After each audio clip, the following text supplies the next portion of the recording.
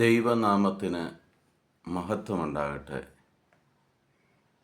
ദൈവമക്കളായ നിങ്ങളെ ഓരോരുത്തരെയും പിതാവായ ദൈവം മോശയെ പേര് ചൊല്ലി വിളിച്ചതുപോലെ പുതിയൊരു ദിവസത്തിലേക്ക് പേര് ചൊല്ലി വിളിച്ച് എഴുന്നേൽപ്പിച്ച് കർത്താവിൻ്റെ സാബത്ത് ആചരിക്കുവാൻ നമ്മളെ ഓരോരുത്തരെയും തിരഞ്ഞെടുത്തതിന് ദൈവത്തിന് നന്ദി പറയാം. ഇന്ന് നമ്മൾ ശ്രവിക്കുന്ന തിരുവചന ഭാഗം ഹഗ്ഗായി പ്രവാചകൻ്റെ പുസ്തകം 2-ാം അധ്യായം 9-ാം തിരുവചനം. ഈ ആലയത്തിൻ്റെ പൂർവമഹത്വത്തേക്കാൾ ഉന്നതമായിരിക്കും വരാൻ പോകുന്ന മഹത്വം. സൈന്യങ്ങളുടെ കർത്താവ് അരുളിച്ചെയ്യുന്നു. ഈ സ്ഥലത്തിന് ഞാൻ ഐശ്വര്യം നൽകും. സൈന്യങ്ങളുടെ കർത്താവ് അരുളിച്ചെയ്യുന്നു. കർത്താവിൻ്റെ ആത്മാവ് നിങ്ങളുടെ ഇടയിൽ വസിക്കുന്നുണ്ടെങ്കിൽ നിങ്ങളുടെ ഭവനം ദൈവത്തിൻ്റെ ആലയമായി മാറും.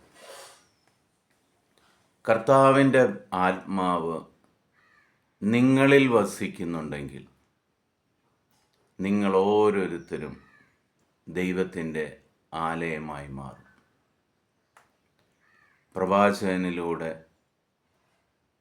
ദൈവമായ കർത്താവ് നമ്മളോട് അരുളി ചെയ്യുകയാണ്, ദൈവത്തിൻ്റെ ആലയമായ നിങ്ങളുടെ ഓരോരുത്തരുടെയും പഴയ സ്ഥിതി മാറി പഴയതിനേക്കാൾ ഉന്നതമായ ഐശ്വര്യമുള്ള സമൃദ്ധിയുള്ള ഒരു ജീവിതമായിരിക്കും നിങ്ങൾക്ക് ഇന്നു മുതൽ ഉണ്ടാകുവാൻ പോകുന്നത്. കർത്താവ് വീണ്ടും അരുളി ചെയ്യുകയാണ്, ഇന്ന് ഞാൻ ഈ ആലയത്തെയും ഈ ദേശത്തെയും അനുഗ്രഹിക്കും, ഐശ്വര്യം നിറയും. നിങ്ങളുടെ ഭവനത്തിൽ നിങ്ങൾക്ക് എന്തെല്ലാം കുറവുകളുണ്ടെന്ന് നിങ്ങൾക്ക് തോന്നുന്നു, നിങ്ങൾ ദൈവത്തിൻ്റെ മുന്നിൽ എന്തിനെല്ലാം വേണ്ടി യാചനയോടെ കാത്തിരുന്നു, ആ കാത്തിരിപ്പ് ഇന്ന് അവസാനിക്കുന്ന ദിവസം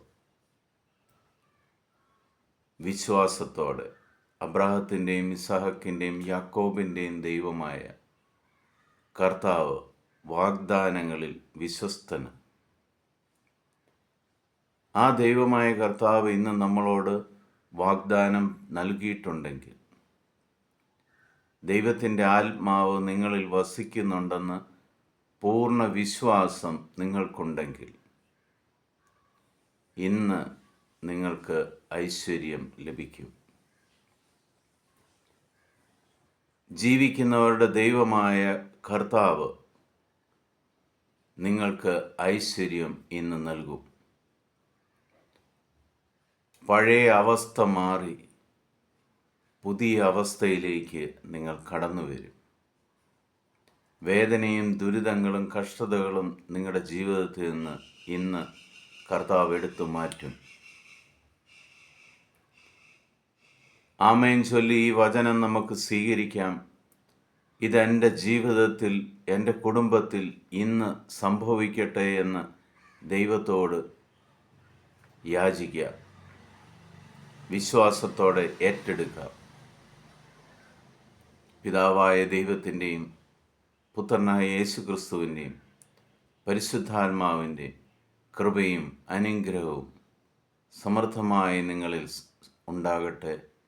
ഈ ദൈവവചനത്തിലൂടെ നിങ്ങളുടെ കുടുംബം അനുഗ്രഹിക്കപ്പെട്ട കുടുംബമായി മാറട്ടെ.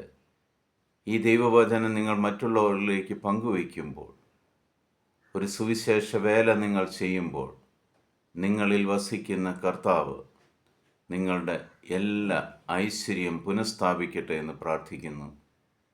ദൈവം നിങ്ങളെ സമൃദ്ധമായിട്ട് അനുഗ്രഹിക്കട്ടെ. ക്രിസ്തുവിൻ്റെ സമാധാനം നിങ്ങളുടെ കൂടെ ഉണ്ടാകട്ടെ. ഈശോ മിശിഹായ്ക്ക് സ്തുതിയായിരിക്കട്ടെ.